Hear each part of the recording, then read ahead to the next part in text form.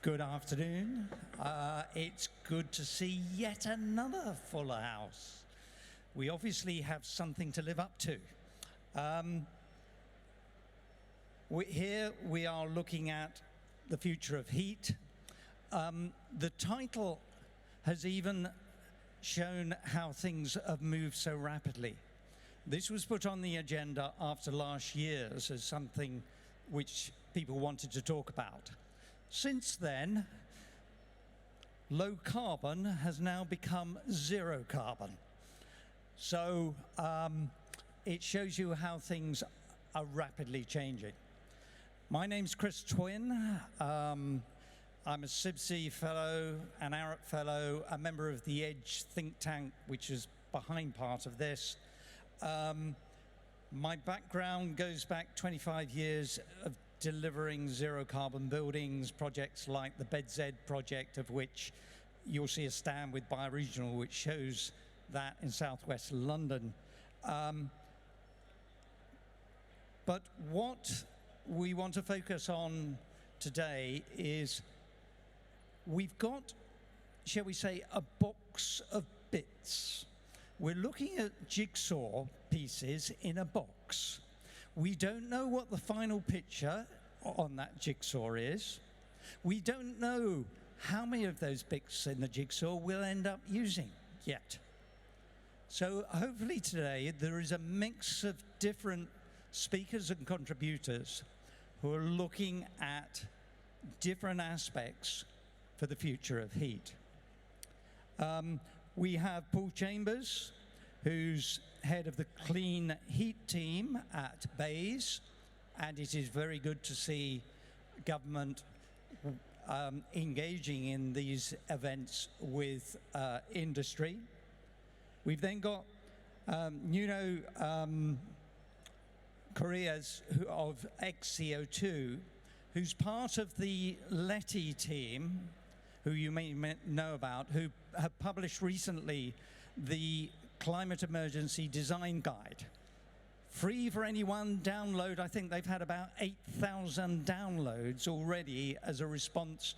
You know, what's the next step? Practical response to the climate emergency declarations happening. Then we've got James Parker from Clarion Housing. In other words, at the coalface of delivering homes.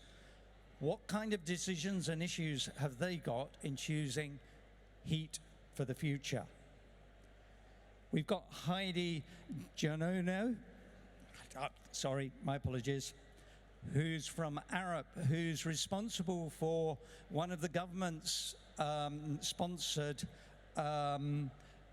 hydrogen trial programs. And so it will be very interesting to hear a little bit more about that bit of the jigsaw. And then we've got John Quinn, Chief Executive of Photonoma. How you can yes, correct me later. Yes, who's looking at the role that smart homes has in the context of heating. And before I invite each of them up for 10 minutes each, I just want to set the scene with a couple of statistics.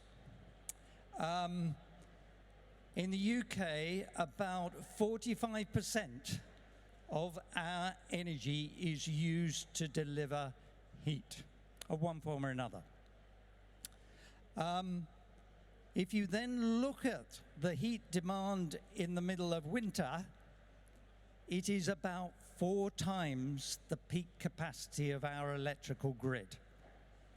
We've got a problem if we just think it's going to be shift to electric or something else. It's great to see heat pumps being talked about with their COP, but as we all, I think, are beginning to understand, they're not in a drop-in replacement through a boiler. Their output falls as the outside temperature gets colder. So lo and behold, your COP of 2.5, 3.5 starts to drop dramatically less than that, and they rely on backup immersion heaters or similar when we have our coldest weather. And we're back to that problem with the grid. And then finally, things like hydrogen. Hydrogen has 1/3 of the thermal capacity. In other words, the heat you can get into the gas as natural gas. So that's not a straight drop-in replacement either. I'm sure we're going to hear a lot more about each of those things. In the meantime, start thinking those questions up, because we want a healthy discussion, question and answer session to finish. So first of all, if I can call on Paul to set the scene from a government perspective. Thank you very much, Chris. And well, it's great to see such a big crowd here, and it's a great buzz in the hall today.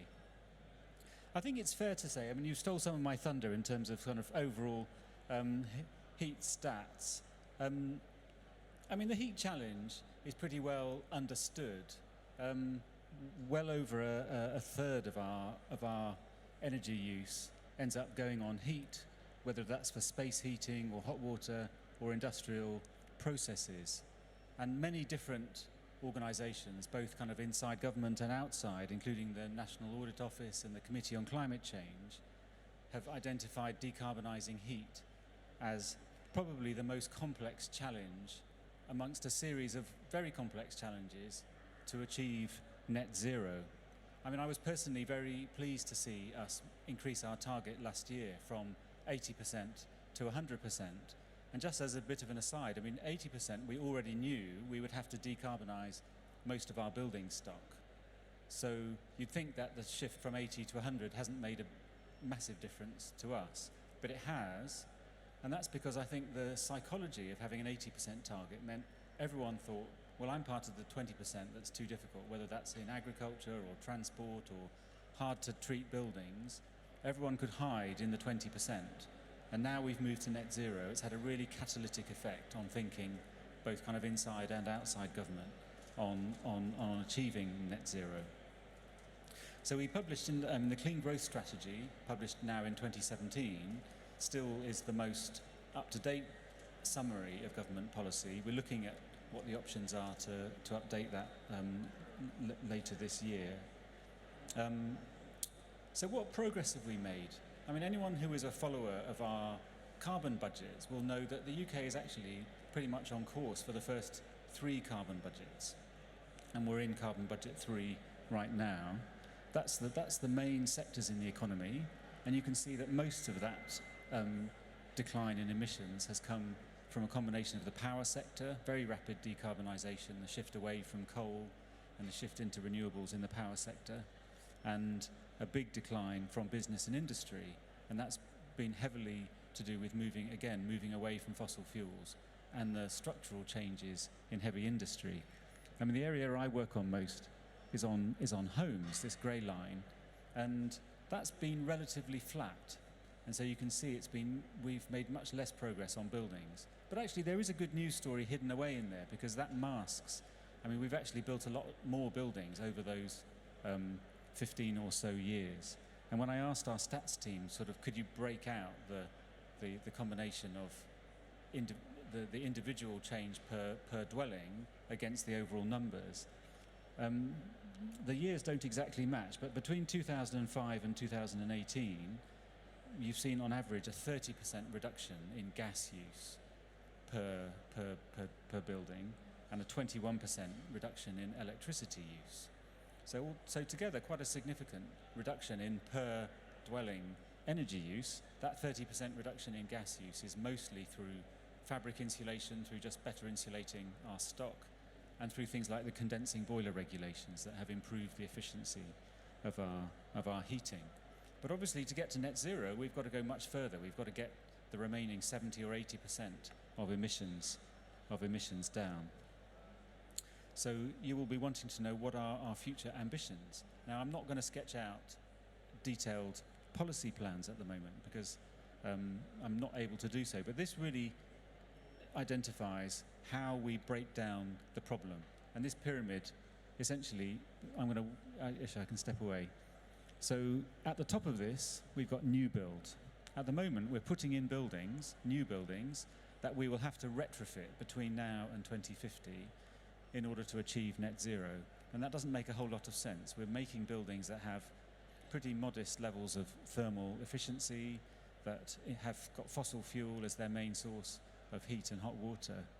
So getting to net zero in new build is in strategy terms, by far the most sensible thing to be doing. Heat networks is another area where we know we should be putting in more heat networks and decarbonising those heat networks. Most heat networks use gas CHP, and we need to be switching those away to low carbon sources. Off-gas grid buildings, where Chris already mentioned the potential for hydrogen to play a role in clean heat. We know that for off-gas grid buildings, that's not an option. So that is an area that we've already committed to phasing out the installation of high carbon fossil fuel heating in the off-gas grid sector. There's 4 million buildings that use a mixture of either direct electric or LPG or heating oil, and 200,000 on coal and some on biomass. But the vast majority of those we see moving to low carbon electric heating, to high efficiency electric heating. And then you get to the really tricky question, which is 24 million on gas grid buildings. And we will be, as Chris has already said, we're doing a lot of research on the scope for hydrogen, both looking at the upstream side in terms of how you can produce the hydrogen safely, and then also on the kind of downstream side and how you use that in homes to cook and to heat homes. And we'll be hearing a bit about that later on. So hydrogen is an option, but we know we can't sit for the 2020s and wait for the big decision on hydrogen. We need to be doing something in the 2020s to meet the targets in Carbon Budgets 4 and Carbon Budgets 5, which are going to drive much, much higher levels of action than Carbon Budget 3. So what we're working on very actively now is how we navigate our way through the 2020s without cutting off the hydrogen option later, but also trying to deliver savings from that 20 plus million buildings that are on the gas grid. And we will be addressing that in something called the Heat Roadmap, which we'll be publishing later this year. So just to run through some policy milestones this year. I mean, the first one of which is obviously the budget next week. I have no, I mean, the Treasury and the new Chancellor keep that all very much to themselves. So I have no inside track on what's going to come in the budget, but we're all watching that with a lot of interest. On new build, I'm sure many of you will know that there was a big consultation that closed only a couple of weeks ago. I think it got something like 4,000 responses, so that's keeping my colleagues in MHCLG extremely busy. And the next phase of that is the consultation on non-domestic buildings and on existing buildings, which is the next part of that consultation. I've mentioned already the consultation on off-gas grid heating. So the Clean Growth Strategy committed us in the 2020s to start phasing out high carbon fossil fuels in off-gas grid, which essentially means moving people away from oil, particularly oil, but also oil and LPG, onto low carbon alternatives. And we'll be consulting on the ways that we do that later this year. We will be publishing a low carbon heat roadmap later in the year as well. And then we also expect from the Committee on Climate Change their advice on Carbon Budget 6, which is the budget that will take us up towards the end of the 2030s. Now, if you think that Carbon Budget 5, which ends, if I'm right, in 2032 with just over a 50% cut in carbon, and that's already very, very stretching. Carbon Budget 6, I think, will take us up into the 60% something figures. Will be really, really tough. I mean, there's going to be no easy wins left at that point, and we have to make some very tough choices in every sector of the economy to hit Carbon Budget 6. And then obviously at the end of the year, we've got the Climate Change Conference, COP26, where the eyes of the world will be very much on the UK, both as conference hosts and also in terms of our domestic performance and what we're doing on the net zero challenge. But behind those big picture things, there's lots of stuff that we are doing. We have launched over £16 million electrification of heat demonstration programme, which I know my neighbours here on the Catapult stand are very heavily involved with, and we've been tendering for the main contractors on that just in the last couple of months. And that aims to showcase the large-scale rollout of something like 750 heat pumps across a range of different homes across the UK. We're also investing over £100 million on hydrogen innovation, and we'll hear more on the High for Heat programme in a few minutes, so I won't say any more on that. And my team are leading quite a lot of work on kind of other areas that we think are essential if we're going to be decarbonising heat over the 2020s. As many of you know, the renewable heat incentive runs out at the end of March next year in its current incarnation, and we're working very closely with Treasury on the successor schemes to that. I think standards and skills are absolutely key to maintaining consumer confidence in the industry, and we know that the number of low carbon heat installers is very, very low compared to the over 100,000 gas safe installers in the boiler market. So we need to be working with the industry to both raise the standard of low carbon heat installation and to ensure that people have confidence in the products that they're installing. We also know that that networks is really important. For many people, they face potentially high charges to connect to the electricity grid if they want to put in a high capacity heat pump, for example. So looking at the ways that we charge for network access and the needs to reinforce the network. As Chris says, if we simply switched all our winter heat demand to electricity, we would overload the whole electricity system. So finding ways to invest in the electricity network and to charge that fairly is really, really critical, and we're working very closely with Ofgem on that. And I know there's other panellists here talking about smart, and we think that the role for smart systems linked to the rollout of smart meters, whether that's addressable heat demand or people switching to smart tariffs that enable you to run your heat pump when electricity is cheap and store heat and use that during the day, for example, could be a real game changer. I mean, obviously, it goes without saying that one of the real barriers to low carbon heat is just the cost, both the upfront cost and the operating cost. So things like smart are really key to unlocking that difficult question of how do we get consumers to put in low carbon heat and to pay for it. So that's all I'll say now. I'm very happy to answer some questions at the end. We've got a very busy year ahead, and expect from us quite a few really detailed policy documents, both covering, as I said, the off-gas grid consultation and the wider heat strategy later this year. So thank you very much.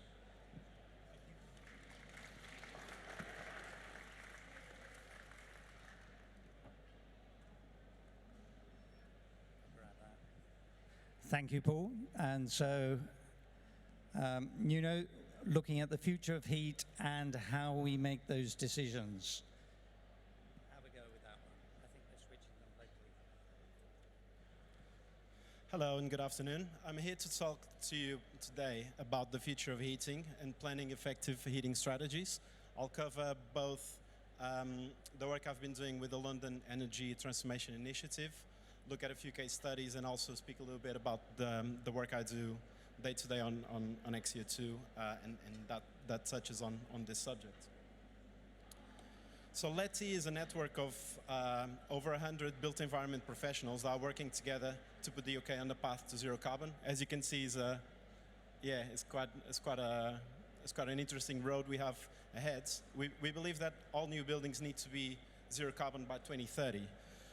So if we're going to achieve that, we really need to start now. So we think that at least 10% of the buildings that we're designing now in 2020 need to be zero carbon.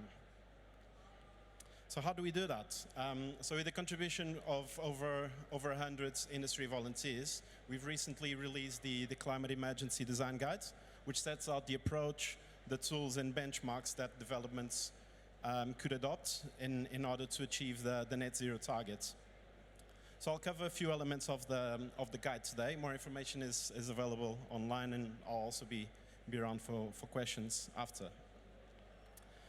So as Chris was saying, there's definitely a lot of pieces to this jigsaw puzzle. So the future of heating is only one of the bits to get to zero carbon. There's also operational energy, demand response, being able to report that energy in use and looking at the efficiency of systems in use, looking at renewable energy, of course, and also embodied carbon.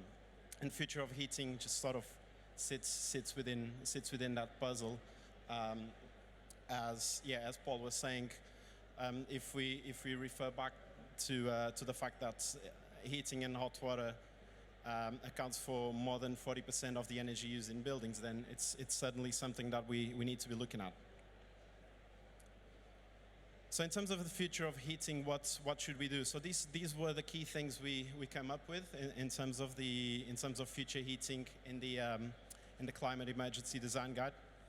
So first, we think we need to, if we're serious about getting to zero carbon, we need to stop our addition to fossil fuels. So we think that heating needs to be fossil fuel free. We also need to start disclosing the average content of heat supplied, and we need to be reporting that in use to make sure that our systems are working effectively. We also need to continue to work to reduce the energy demands, and in particular the peak demands of our heating and hot water systems. If we think about grid supply and the pressures that the pressures that moving to electricity put on our grids, we need to not only look at yearly demand but also at peak loads. So taking this into account, I guess the question people are faced with in the industry is, okay, these are all good principles to work from, but how do we actually, in this time of change, how do we select an appropriate heating strategy for a given building? Just bearing in mind that, for example, in the past we've had policies that push us down very prescriptive solutions and led us to rely a lot on things like CHP that proved to not be as good as we thought. So yeah, what we propose is to have a decision tree, and that's what we've got in our design guides. So what this does is to provide a framework to consider, really just to consider opportunities and constraints that need to be considered in order to come up with a heating strategy for a given building. So at the top of the opportunities, the main thing is to look at how we reduce demands and how we reduce peak demands. And once we've done that, we can look at opportunities to harness waste heat from any sources that might be available, and also to then look at any opportunities to join heat share networks. So kind of going beyond the idea of district heating networks to look at heat share, where kind of heat can be dumped and drawn, rather than just the district heating networks that we have at the moment. And only after we go through that process, then we get to a point where we start looking at identifying system solutions to avoid being sort of too technology specific. On the constraint side, what we've come up with is really a set of tests that need to be thought about by designers and by the industry in general to try and understand what we need to test when we're selecting a heating strategy, and those tests need to be going beyond carbon. So we need to start thinking about if a given energy strategy is zero carbon. If it's not, does it have a zero carbon transition plan in place? We need to be thinking about fuel bills for occupants, which is a very important thing when we start moving into electricity. There'll obviously be pressures with the cost of electricity being much higher than gas. We need to think about any potential issues with noise and air quality. And we also need to make sure that the systems we're putting in place are able to report their energy in use, and that we can have systems in place for demand management.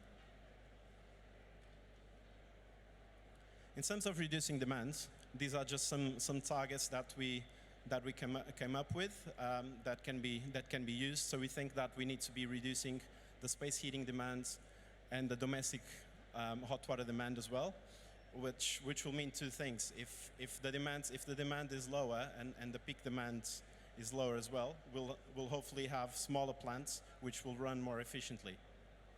So these are targets that we're proposing to achieve that.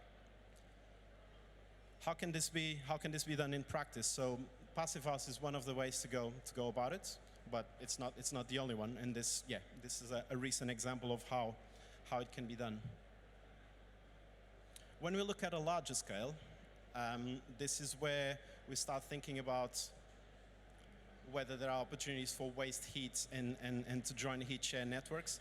And to enable that, we think we need to be moving into what's called the 5th generation of heat networks, which is looking at reducing our flow temperatures and looking at ambient loop systems. What these do is they allow for the redistribution of a wider range of lower grade heat sources. So it means that basically we can plug more stuff into it and we can use more sources of waste heat. We can also, these networks also accept simultaneous cooling heat rejection and heat supply, which means that they could work really well in situations where there are mixed use developments and use sort of the efficiencies and the differences in demand between those to look at how a network can run in that case. And also if we're running at a lower temperature, particularly for systems like heat pumps, it means that they can run more efficiently. So it's a shift that we feel like we need to be doing as an industry to be on the road to avoid combustion and to continue working to zero carbon. This is a good example of how that can be done. So this is a development in Nemfield, where there was a retrofit project to install a ground source heat pump system that's serving 400 homes. And it's an ambient loop system that then has a top-up in each dwelling and storage. And what this means is that this development currently in operation has bills that are about 50% lower for the residents, which is great to see. In the climate emergency design guides, we have a lot of information about potential technologies that can be used and sort of the pros and cons of each one and whether they're ready for zero carbon. I think the key message with this is that we really think we need to be avoiding combustion in terms of the systems that we're selecting, because that will mean that we'll stop using fossil fuels and we'll also avoid issues with air quality. One thing to bear in mind is that when it comes to electric systems, if you think about the peak loads, the grid capacity, and the fuel bills, direct electric is probably not the solution at this point.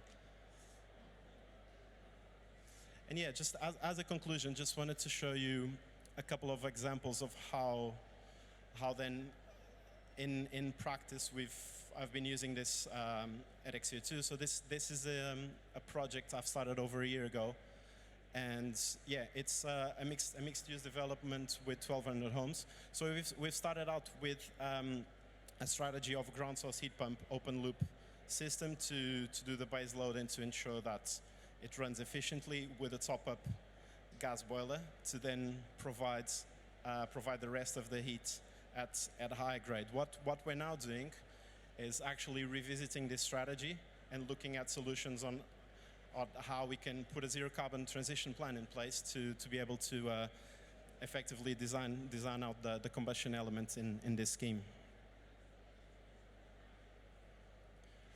Whereas this one, and this is my last slide, this is a more recent project, and this kind of shows the journey we've been going through in this last year with the whole decarbonization of the electric grids and what that's meant for how we're designing buildings. So in this scheme, in the first iteration, we had a different heating strategy, which I think relied on an element of gas boilers, but at this point we're now revisiting this scheme, and we're now going for an all-electric solution with air source heat pumps to serve heating and hot water to the properties. So it just goes to show, the journey that we're going through as a journey, as an industry, sorry. And I firmly believe that we really need to be increasing our speed of travel if we want to reach zero carbon by 2030. So that's all I had today. Thank you very much.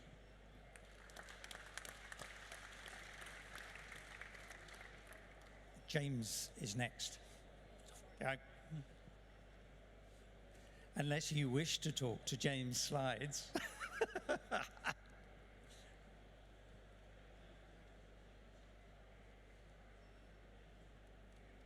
am next. Hi, so I'm James Parker. I'm Senior Sustainability Manager on the development side of Clarion Housing Group. So just a bit of background about us. We are the largest housing association in the country. We manage 125,000 homes approximately across a lot of local authorities. And roughly 360,000 people call a Clarion home their home, and that's across all tenures. So we're not just social rent, there's also shared ownership and private sales as well now.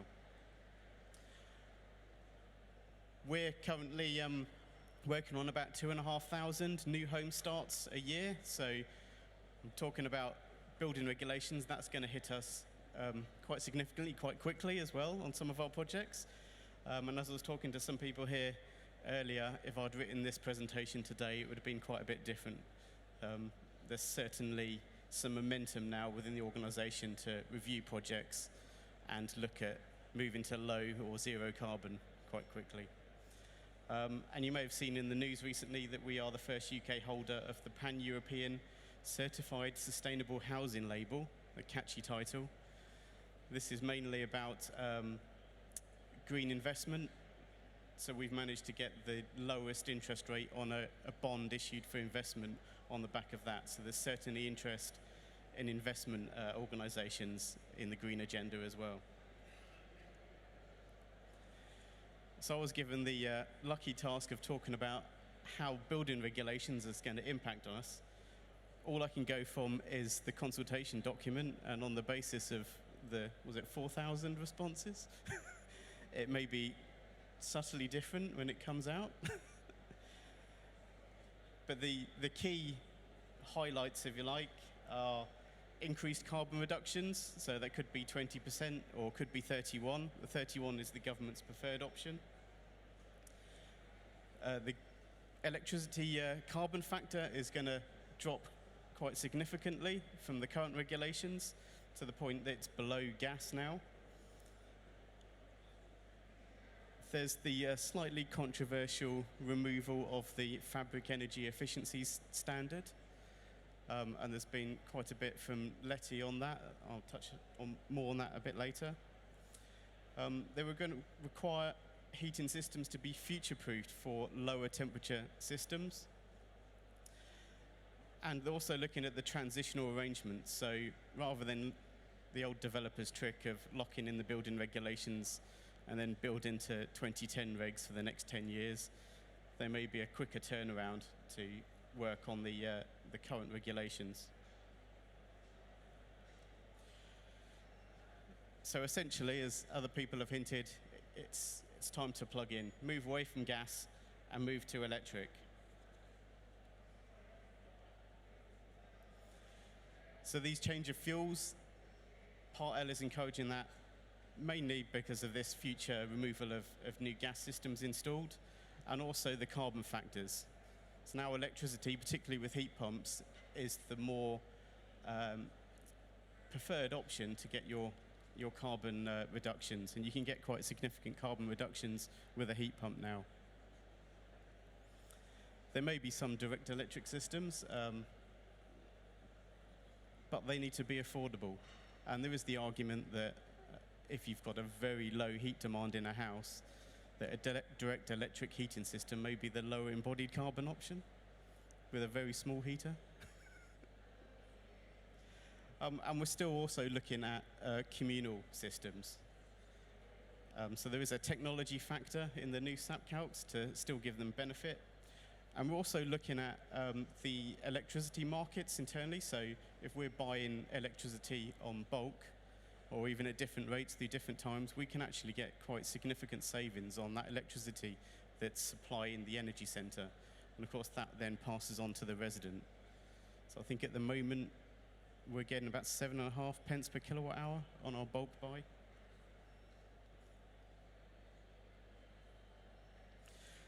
which moves me neatly onto infrastructure. This is going to be where the big impact is. If we're moving to electric, we're going to need more electricity. And of course, that impacts on the cost of building new buildings in particular. Because if you're the person that asked for that capacity, you're the one that's got to pay for it. But we're also looking at electric vehicle charging as well, and that could be 7 kilowatts per point, which is going to be much more than what you'll need for your average house heat pump. It's probably half that. So is that going to be the driving factor? We don't know yet. But we will be saving on our gas connection costs. And we will need to focus our mind on demand reduction. And I think this, more than anything, will focus our mind on demand reduction. That will be less electricity needed, cheaper infrastructure costs, and less heating equipment.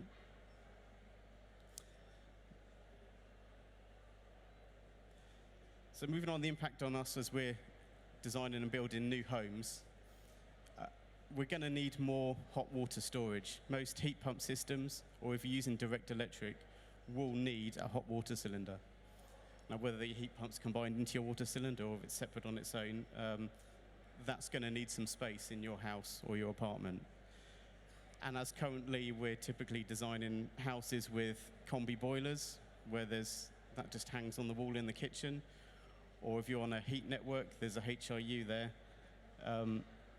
We're going to need to find space for that cupboard with your hot water tank.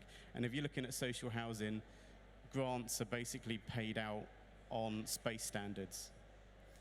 So you need to provide a certain amount of space for your living room, your bedroom, and storage space. So you can't eat into your storage space with a hot water cylinder. With lower temperatures, we're going to have to move to lower temperature heat emitters. So that would be oversized radiators, which hopefully won't be that big if your fabric's being pushed, or underfloor heating. But as we move towards heat pumps, you've also got to think about other issues around acoustics, where you're going to put the heat pumps so they don't provide or don't cause nuisance to people in terms of noise. Particularly if you're looking at communal systems where they're going to be bigger heat pump units, normally on the roof, where the most expensive penthouse is, the person that's most likely to complain if it's a bit noisy. We're also going to need to push the fabric, as I've mentioned, and Letty did produce this piece of work that came out around the time of the Part L consultation, so you could feed this into government as well, that did prove that the potential new regulations could allow a worse fabric performance to actually pass building regs. But we need to think about that with our heat demand as well, because that's the important thing for us. So the impacts on landlords.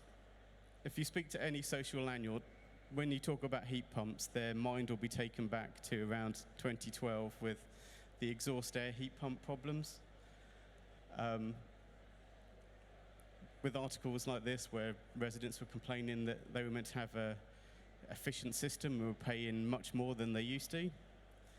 And that sort of left a collective scar within organisations, particularly from the asset management side of the business. So we need to manage that. Housing associations don't like to be the guinea pigs on mass scale. It needs to be managed properly. So we need to make sure that any kit that goes in needs to have a mature supply chain, that designers need to know how to design it. Maintenance contractors need to know how to maintain it. Because these exhaust air heat pumps, we've actually managed to get them to work quite well in off-gas grid properties. And a lot of it is down to good installation, commissioning, and maintenance. That old story. We also need to balance the capital cost and the operational cost. So at the moment, we're doing a review on a large regeneration project that we're looking at. And what comes out as the cheapest to install isn't always the cheapest to run. And there's lots of factors to take into account that you don't necessarily think of. So if it's a social rented property, replacement of kit comes down to the landlord not the resident. Whereas private property, it's the resident that pays for it. And most of the complaints we get are generally about running costs, particularly on communal heating system. So the last slide, impact on occupants. The big thing is about education, to make sure that they're familiar with these technologies. Most people aren't used to operating a heat pump. You know, there's that different regime you have to take into account, that trickle charging of your hot water tanks, the lower temperatures. You know, residents will complain if their radiators aren't really hot, because that's what they're used to. They'll say, it's not working, come in and have a look at it, and it was designed to be a lower temperature. There's also potentially the higher replacement costs that need to be borne in mind, and people need to be aware of that potentially as they move in. That could be a sales risk in the future. But they do tend to have longer life expectancies. I think it's around 20 years for a lot of these pieces of equipment, the manufacturers say, where a gas boiler, if you get it to 20 years, to 10 years rather, you're doing quite well. And also lower maintenance costs. So the summary is we will be moving towards more electric heating. Heat pumps are probably going to be the main technology of the future. Fabric first will still be the most important factor, even if the regs aren't driving it specifically. Demand reduction will be a key tool in that armory. We must look at everything, the whole life costing, as well as the cost of heat to residents, and education for everyone part of the stakeholders, so occupants and the supply chain, is important to make sure that this all works. Thank you.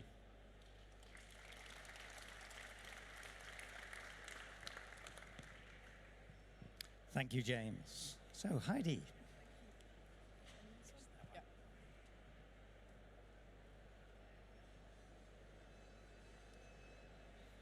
Hello, my name is Heidi Giannoni. I'm an associate at Arup and the Arup Plus lead as program manager for High for Heat. I'm going to tell you a bit about the High for Heat innovation program. Please note this program is still underway. It's not yet complete, but we are making positive progress. So, High for Heat stands for Hydrogen for Heat. This is a Department of BEIS innovation program. It's one of the pathways that BEIS are looking at for decarbonisation, amongst others. But uniquely, High for Heat is focused on the end use of hydrogen, so 100% use of hydrogen in existing buildings and homes downstream of the emergency control valve. So our mission for High for Heat is to establish if it's technically possible, safe, convenient to use hydrogen in our homes and gas appliances. And this program is really looking at gathering all the evidence to support future decision making about moving towards a possible community trial using hydrogen. So the program has a number of different interrelated work packages. Arup is leading the coordination and delivery of these. But the key aspects and areas are looking at standards, safety, technology development, all in the lead up to a potential community trial. It is a very complex program. Here's an example of the governance structure. We're about halfway through, probably a bit more than halfway through, and collaboration and engagement with industry has been really critical and key, and we have a large number of different organisations that are working with us to help gather the evidence that's needed. So I'll just run through with you now some of the work packages that form part of the High for Heat programme. Importantly, there's the hydrogen quality and standards. Now here we have IGM, which is the Institution of Gas Engineers and Managers, developing a reference standard and enabling standard. This is looking at areas such as materials, leakage, ventilation and installation, but those standards are critical and key in development. We have also looked at hydrogen purity levels, so it's not actually 100% pure hydrogen that would be distributed down the gas network. There are some impurities picked up along the way. We've just released the hydrogen purity report, which indicates that the hydrogen level required would be 98% plus some cap levels on trace elements. Also importantly, part of the hydrogen, determining whether a colourant is needed or not. We're about to release this report. And likewise, from a safety perspective, as we all know when we smell gas, it's really important that an odorant is in it. And the odorant report, which will also be released, will provide the evidence that demonstrates that actually existing odorant can be carried in hydrogen as well.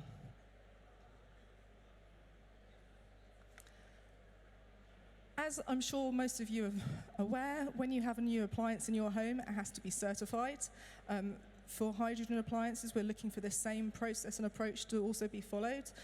So we've appointed BSI to develop something called PAS 4444, which I just need to remind me the title because it's quite long, Guidance on the Development and Testing of Hydrogen Appliances. So given hydrogen appliances are new, this PAS standard will provide guidance as to how those appliances can be fully certified and safety certified.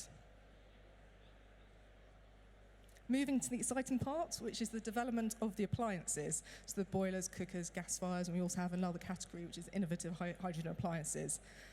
Now, the approach the programme has taken is really to develop like-for-like appliances. So essentially appliances that you're familiar with in your home. So a boiler will look like a boiler, a cooker will look like a cooker, and so on.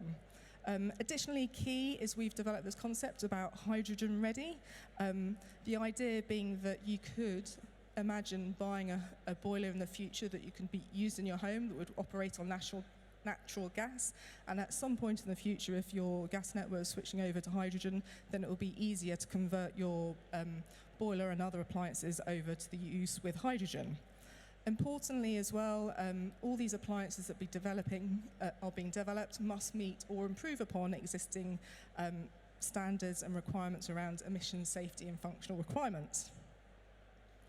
We have a number of different organisations involved, and it's really exciting to see today Worcester Bosch's display of their hydrogen-ready boiler, which I think is over there somewhere, which is great to see. Don't get too excited though, because it is just another box on the wall. It looks much the same as your existing boiler, but in many senses, that's one of the beauties of hydrogen. There's a lot of information on this slide, and this is available on our website, but essentially, really as part of the programme, we have developed a milestone verification process for the acceleration of the development of appliances, and essentially this has helped move from a position of academic knowledge and understanding around hydrogen appliance uses through to developing the appliances up to something that is just pre-commercialisation. Key takeaway from this slide here is just the high-level timelines that we're working to. As you can see, there's obviously, as prototypes develop, there's ongoing development of prototypes, but we're looking to take the safety-certified appliances that are being developed at the moment and looking to demonstrate these later on this year. And I'll tell you a little bit more about that when I talk about Work Package 8. As we have in our homes at the moment, we all have meters that need to measure the gas that comes into our homes so that we can pay our bills. And likewise, with development of hydrogen meters, we need to develop new technology. So there's two organisations that have been appointed that are developing hydrogen smart meters. These will meet SMETS 2 requirements, and additionally, they'll include something called the excess flow valve and also gas disablement functionality. Commercial appliances is also a key aspect and area of high for heat. We started initially with a comprehensive market study that is now complete, and we're due to publish that soon. But we've also moved now into the development of other commercial appliances that have been developed. So in areas such as catering and production heating, dry space heating, wet space heating, and combined heat and power. These timescales that they're developing the prototypes echo what you've just seen earlier for the development of domestic appliances. And we've not quite yet announced those organisations involved, but that will happen shortly. Part of the High Heat programme was also looking at industrial heating equipment. This study has now been complete and is published and available on the High Heat website. As part of High Heat, we're not developing anything further in this area specifically, but there are a number of other programmes and innovation programmes happening in BAYS developing this area further. So, for example, there's an industrial fuel switching programme, amongst others. Safety is a really critical area as part of Hyperheat, and gathering the evidence to support the safe use of hydrogen in the home is absolutely critical. It's a really critical area and complex area we're right in the midst of at the moment. But essentially, the approach we're taking is we're going to demonstrate and compare the risks of hydrogen in comparison with natural gas. And we're building on existing knowledge and evidence and data that exists already, but also gathering new evidence and data. So we've had a number of experimental testing undertaken by Steer Energy and DNVGL, and that's looking at things of gas or hydrogen gas in leakage, accumulation, dispersion, ignition, amongst other things. Once this work is complete, it will be analysed, quantitative risk assessment will be undertaken, and a consequence assessment, which will provide this evidence. Collaborating with the GDNOs, the gas distribution network operators, has also been a key interface area for us, and they have been gathering new information and data as well with regards to incident data. So, for example, if you have a gas incident at home, you can take a call out and you have a first call operative, and we're gathering more information from them. Now, engagement with the HSE is absolutely critical here. HSE will act as the independent peer review of this evidence. So, demonstrations, as I mentioned briefly earlier, we're looking to showcase these hydrogen appliances. We're going to demonstrate them in a home setting. So imagine your kitchen, your living room, hot water in your bathroom, and we might do some cooking demonstration shows demonstrating our hydrogen boilers, cookers, and gas fires. And we're looking to do this year. The prototypes should be ready from spring onwards. The safety certified prototypes ready from spring onwards. But the demonstration of all of them will be later on this year. Now, importantly, all of this evidence from both the development of these new technologies, evidence from the safety case assessments, and then also evidence in preparation for community trial, is all leading to a decision that will be made by BEIS as to about whether to move to community trial or not. And the GDNOs, the gas distribution network operators, are looking at identifying areas where these possible community trials could happen. Finally, just to conclude, one of the main approaches and aspects of Hyperheat is collaboration is really critical and key. So we have a website, we have a Twitter account, and we have newsletters. So if you are interested, please do follow us, look on our website, and drop any questions or anything like that. But it's collaboration with industry has been really critical to the success of this program. Thank you.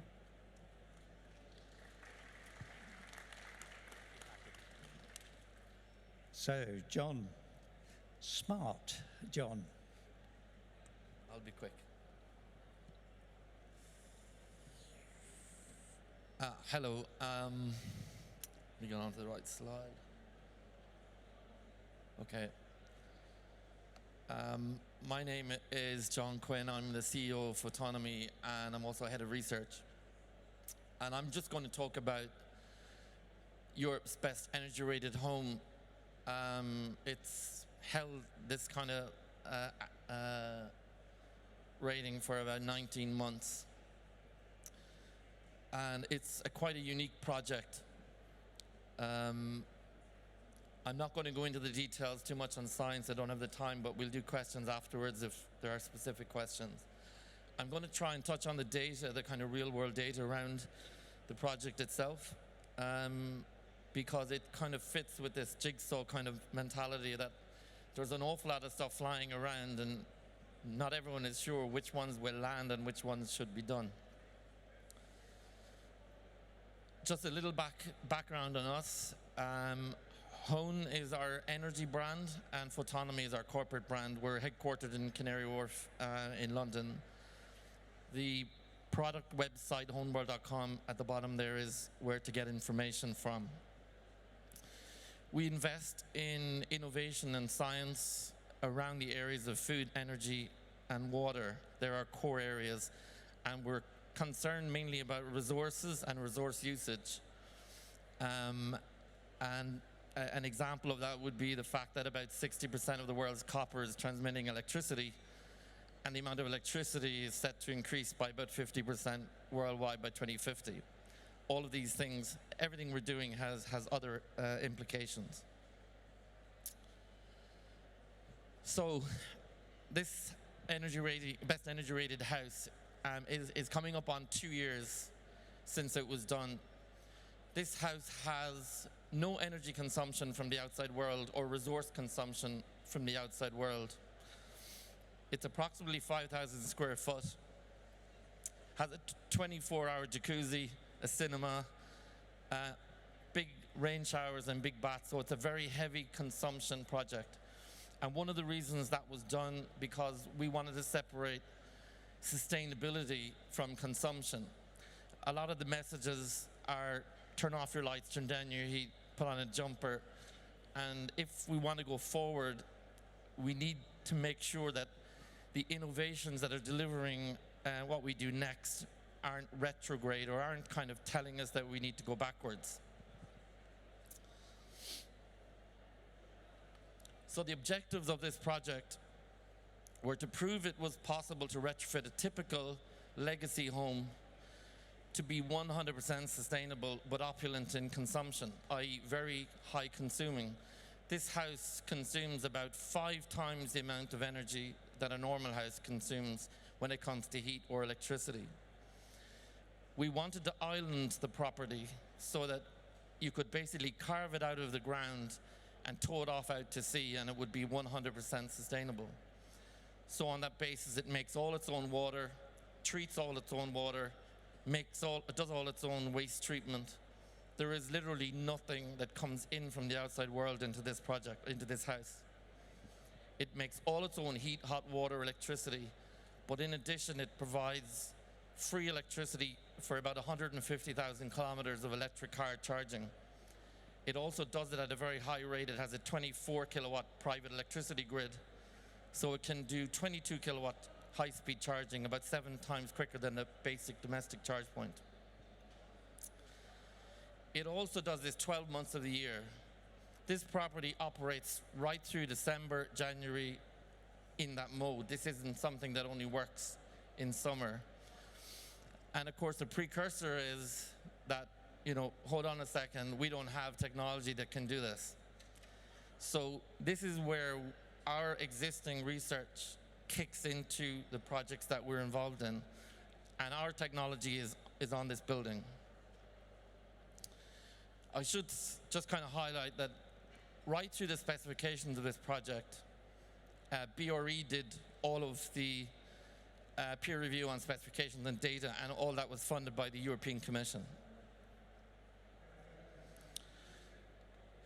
So this is what we started with. It's a house that was built before Part L existed. It's a cavity block concrete construction. A lot of people know what these are. They're very high users of energy, especially central heating energy, and it's an oil-fired, off-gas grid type construction. Where it's located is in the west of Ireland, in a particular location which has the lowest light levels in the world. We chose that location because our technology is all about light, not sunlight. So we need very, very low light level locations to prove out the technologies. And to give you some numbers, just using some solar GIS data, if you had a solar PV system at this location, you would be expecting 887 kilowatt hours per kilowatt peak installed. Sheffield's the kind of base for SAP, 941, and where we are right now, 1,038 kilowatt hours per kilowatt peak.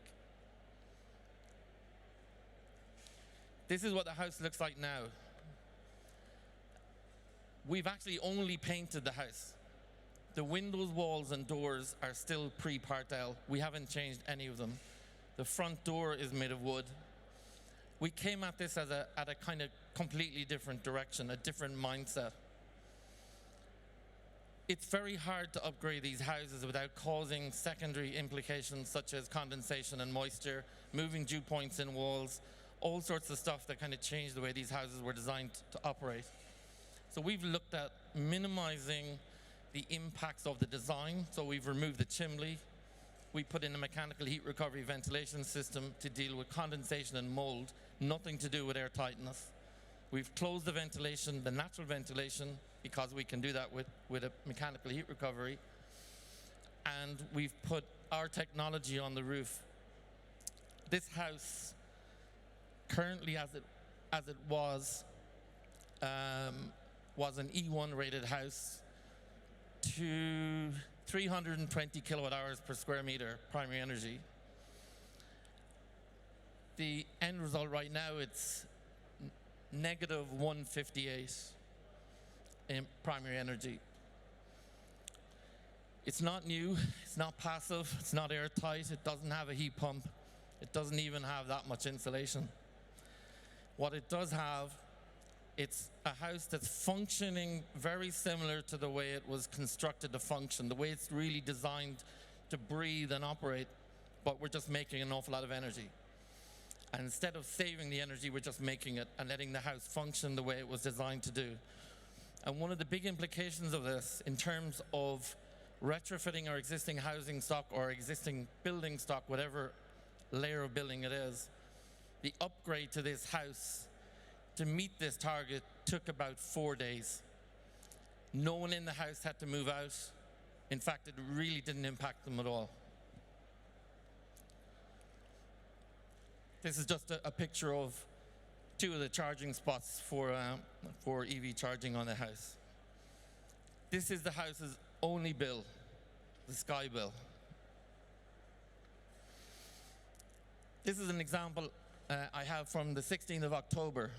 So I'm only going to talk about the renewable heating system that's in the building. I'm not going to talk about any electricity or anything else. Everything we do is data tracked multiple times a second. And this is a screenshot where you can see the performance on this particular day in October, the production temperatures, and this is all from light, with 97.1 degrees Celsius. The heating temperature, because this is a heating system as well as a hot water system, was 92 degrees available heat temperature and hot water temperature of 92.5. The actual kilowatt rating of that performance was coming in at 7.9 kilowatts and a COP of 1:572. This is an example from the 17th of December. Operating temperature 71 degrees and heating temperature 66 and hot water temperature 67. And I want to make the point, this house has a central heating system, oil-fired central heating system installed 14 years ago. So this is a high temperature system, renewable heating system, feeding a high temperature emitting system that was already there. And that comes back to our resources. We don't see ripping out existing infrastructure as a good way to use resources. So I took a screenshot yesterday, 3rd of March. I only got one screenshot because we were quite busy. And you can see yesterday we were achieving temperatures of 92 degrees, heating temperatures of 87 and hot water temperatures of 87. This morning I said I was going to be much better and I was going to be a bit more detailed in this. So at 8:58 this morning, we had carryover temperatures from yesterday of 71 degrees for heating and 73 for hot water. We had 36.7 degrees from light this morning at 8:55. At 9:18, that was up at 55.6 degrees. At 9:33, it was at 70.4 degrees. At 9:43, it was at 80.7 degrees. At 10:02, it was at 79 degrees. At 10:16, it was at 77 degrees. And you can start to see our system temperatures rising as well. At 10:52, we were at 85 degrees. And you can see our heating storage systems and our hot water storage systems are rising in temperature. At 1 o'clock today, 1:10, I took another one. We were at 95.4 degrees production temperatures, and our storage systems had heating temperatures of 92, hot water temperatures of 93. And I'll just go back to 10:52. they had already climbed to 78. Now they're at 92, 93 degrees. And then at 1342, the sun came out. And the temperatures climbed to 107.3 degrees. The cylinder temperatures were at 89 and 92. And if you look at the time, 1342, the system went into a control mode when the sun has come out. And 8 minutes later, it had normalized it again at 97 degrees. But if I go back, within 8 minutes, the 90 degrees Celsius had gone to 94 degrees. And that's all from light. That particular last slide was a rating of 14 kilowatt of inbound energy and a COP of 1:923. Okay, so that's the renewable heating bit. The science around this is around a hot outer core and cold inner core. It's a type of nanotechnology we've developed to develop really, really high temperatures where we can harvest light and stack it on itself. I'm nearly at the end there. But I want to mention hydrogen. We have 2 hydrogen MRIs in our research department, and we actually plug these into buildings. This particular building is a hydrogen-enabled building. You drive your hydrogen car in, and you plug it in. It is a 113 kilowatt generator, and that becomes part of your energy system. In our research department, we don't see buildings connected centralized systems as being the future. We see it as being the past.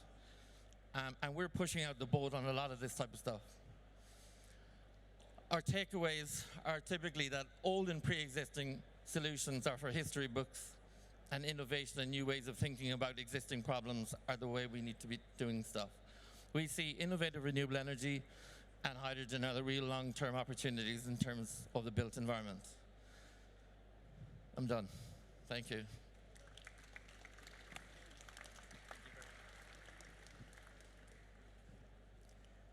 Rather interesting. We've now got 20 minutes for questions and discussions. So if you would like to put your hand up, any particular questions covering hydrogen, electrical grid, LETI, heat, logic, down here. Hello? Hello? Ah, yeah, good. Yeah, small case study. Could you say who you are? My name's Simon York. I'm the director of a company called Miraculous Engineering. I have a small, medium workshop, about 6,000 square feet, which I'm currently looking to change my source of heat. I've got oil-fired at the moment. Your question. Obviously, as things stand now, my only real alternative is direct electric, which I'm looking into, but my big problem is I don't have enough electricity coming into the premises, so it's going to cost me, or cost somebody a lot of money to get enough electricity coming into the place. So who does anyone on the panel think should pay for this? Is this a good way to use public money to subsidize people like me? Because actually, I want to do this, but I'm not sure I can afford it. That's it. Would like.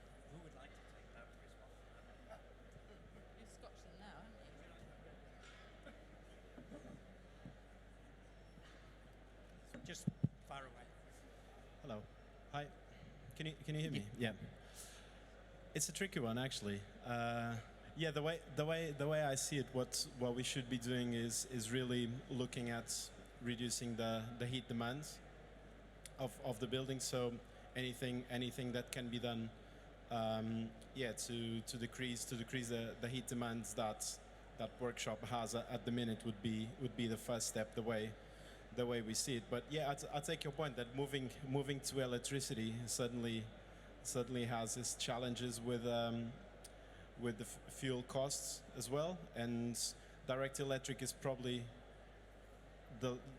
I'd say it's probably the least efficient way to go about it, and probably, yeah, we could probably be looking at things like heat pumps that have that have a more efficient way of operating. But I do agree that there's probably a space in this shift that we're doing from gas to electricity for subsidies that kind of help the industry go forward. So at the moment, I think the only thing we have in place is the renewable heat incentive, which has been kicking around for a few years, but there's probably other things that will come into play. Yeah, I hope this helps. Okay, thank you for that. So further questions behind? That's it. Thank you. I had a question for John. I'm not sure. Sorry. Kate Simpson, Research Associate, Imperial College London. Had a question for John. I'm not sure what the technology is. You said it's a nanotechnology which is hydrogen enabled, and it clearly provides good results, but could you provide a bit more detail on exactly what the system is and how it works? Okay, the hydrogen bit is separate. The actual science on the thermal side is the natural science, which exploits a number of features of certain materials that do things at really, really small levels.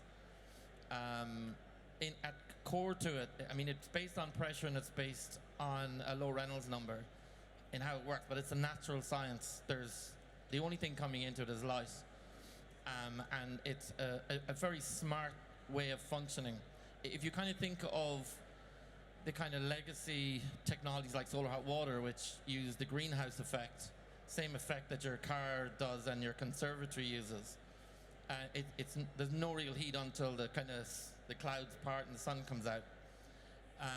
There's a lot of light energy. If you track temperature during the day, or if you're an architect, you'll know it, that when it starts to get daylight, even if it's completely cloud covered, the temperature goes up and it'll go down again in the evening time. So there's a lot of light energy, but the greenhouse effect or legacy approach was we're not able to harvest it because the losses are so acute that any energy coming in is just lost. It's kind of cancelled out. So what we've created is a cold inner core in a science process where when this light energy comes into the system, we fool it into being lost into the inner core, but that's all contained within the system. So we're maintaining this delta constantly, and it means that we just take in that light energy and then we can stack it on top of each other. And an analogy to describe it, I probably would be, everybody's looking for a bigger tap, but no one's concerned about the bucket that's full of holes. And this approach plugs the bucket, and in effect gives a much higher efficiency response from the system. Can you give us some references as to further places we can find out about the technical side of this technology? Yeah, if we're going to move it further into the market, then we can take that offline and ask some further questions. Yeah, I should add, the technology is deployed around 12 countries right now. And the NHS, for example, have it, the Dutch government have it deployed. The Chinese government are looking at deploying it across all their hospitals. So a lot of, it's out there, but we push research projects like this house and that to kind of demonstrate what it does really in the real world rather than in a box or as a product. Okay, thank you.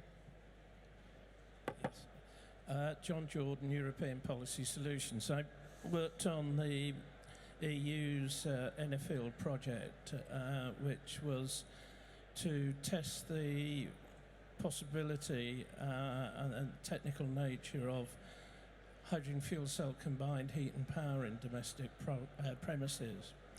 And it's now been superseded by the PACE programme. The hydrogen, these fuel cell systems have been rolled out in Germany, but there are factors making it more difficult in the UK, like the successor combi boilers. I'm just wondering how in a hydrogen programme we can combine the carrot and the stick so that the carrot shows that it works and there are incentives, but we are stopping fossil fuels being competitive in terms of hydrogen. Heidi? Can you hear me? Yes. It's a really good and interesting point, and certainly if you think about if, for example, the gas network was swapped over to hydrogen, that also enables so many other things as well, such as transport and use of fuel cells, notwithstanding potential use of fuel cells in the homes. The purity report, which has been published, does take that into account, and it's one of those tricky balances about getting the purity level right, so getting the highest possible purity level, but not so high that it's impossible and not cost effective and all these sorts of things. Now, I think it's probably fair to say that it's possible to imagine that in the future there might be some kind of scrubber cleanup technology, but I think that needs to be developed, whether that would be possible to be used at each individual building or whether it needs to be at more local or regional level. But I think there's probably more work that needs to be done in the development of that technology to enable those right matching of the purity levels to be used by different types of appliances. But that's definitely something that has been considered as part of the High for Heat programme, and you'll see that those sorts of thoughts are included within the purity report. Thank you. Just to follow up on that, hydrogen has this reduced calorific value. Does that mean we have to push 3 times the amount of gas through the pipes in your existing pipes, or is that related to the purity that you're talking about, or separate? If we have a fully hydrogen gas network, the gas will need to flow more quickly. Yes. And the gas distribution network operators are looking at work associated with that and providing evidence that that's going to be possible. But for the work, although it's not complete yet, there's nothing really that's looking as though it's a big hurdle to be So there's another bit of the jigsaw which in due course would need to be looked at. Yes, exactly. Okay. Can we to the back?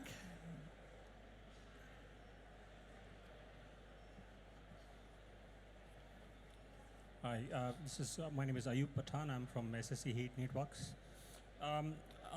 I understand that CHP-led district heating networks are certainly out of favor, but one thing they are good at is keeping their tariff lower than a comparative system using a gas boiler, for example. And all these alternatives we are talking about, they are definitely going to make it more expensive than if you were running the system on a gas boiler, for example. So are we saying that it will be normal for people, or it will be normal to expect people to pay more in the future if we have to meet our targets? And if that is the case, then what happens to the fuel poverty? If I may respond first to that, zero carbon is non-negotiable. So we have to work out how we achieve it. Your point is entirely valid that occupant bills, and we're beginning to see issues with district heating where the service charge is greater than the kilowatt hour bill for modern homes. So we've got a real issue with affordability. And this is where the answer looks to be reduce the number of kilowatt hours you need fairly dramatically to make sure the bills don't go up, given the fact the cost per kilowatt hour, particularly if you're using electricity, is higher. But I'll be interested to know comments from the rest of the speakers. I mean, it's a point we recognise very well. I mean, I think the Committee on Climate Change estimated that there was, I think, somewhere between 300 and 400 billion pounds of investment needed between now and 2050, and someone has to pay. I mean, that can be some combination of homeowners, it can be paid for through consumer bills, like some of the things like the eco. It could be paid, or the way some of the renewable electricity has been charged through the energy suppliers, or it can be paid for through taxpayers. We need to find a kind of equitable way to make this what people call a just transition. And the Treasury are leading a net zero cost review over the course of this year to look at precisely this question as to how do we fairly make that transition and meet those costs in a way that doesn't disadvantage, for example, the fuel poor or our energy intensive industries that will not face international competition if they have energy bills that are higher than their competitors who don't have a carbon price equivalent. So we're working on that. If I could just add one small thing as well to it as well. I think the question that's almost trying to be answered is what's the lowest cost, most efficient way we can get to net zero. Now, the answer for one region might be different for another region, or might be different for one building to a different building, and almost the challenge is the diversification of all the different technologies that are available, but it's about trying to find what's the right solution for the right situation. So it might be the hydrogen's better going into a CC gas turbine power station than to every home. But until we got enough of the bits of the jigsaw, we can't make that decision. Okay, further questions? We've got 3 minutes, shall we say. One on that side. And if we've got any further questions from our female contingent, will be most welcome. Hi there. So I appreciate the difficulty with decarbonising through electrification with the capacity in the grid and building new power stations and so on. The approach of putting loads of hydrogen in the gas grid then leads to the question of where does the hydrogen come from? The renewable way is electrolysis, but that also needs lots more electrical capacity. Is that discussed?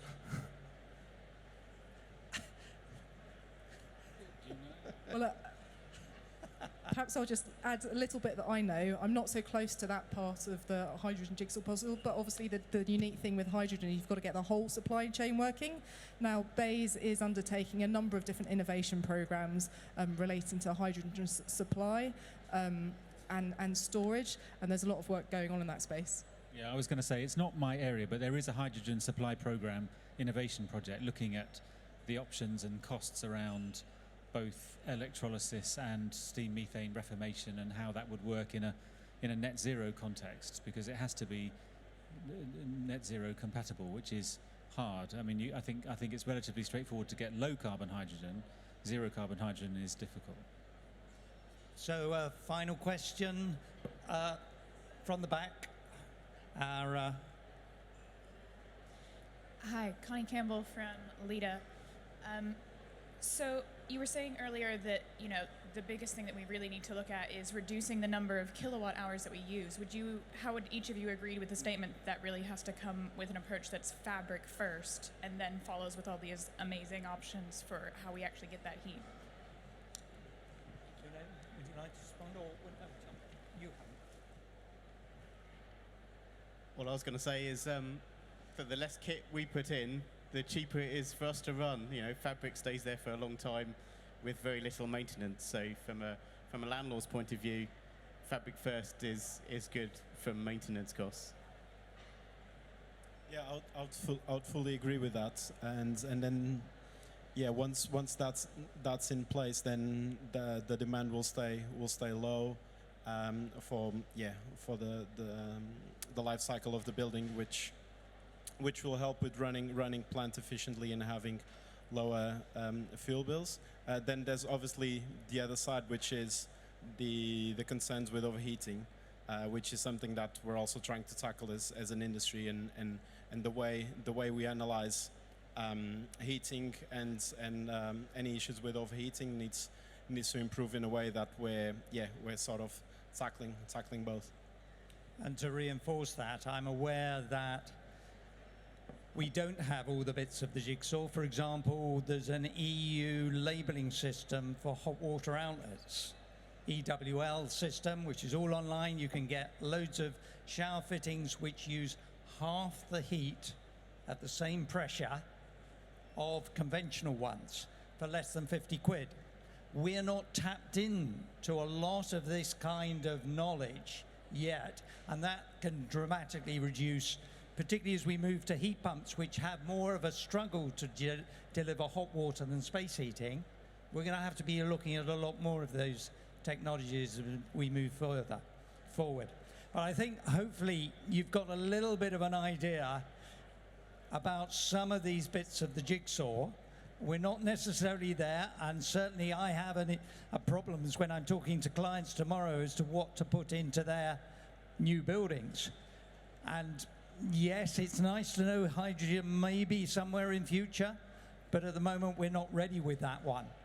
But I think today we've heard some excellent different perspectives on where heat is going to have to move to in future. So if I can ask you all to put your hands together to thank the speakers.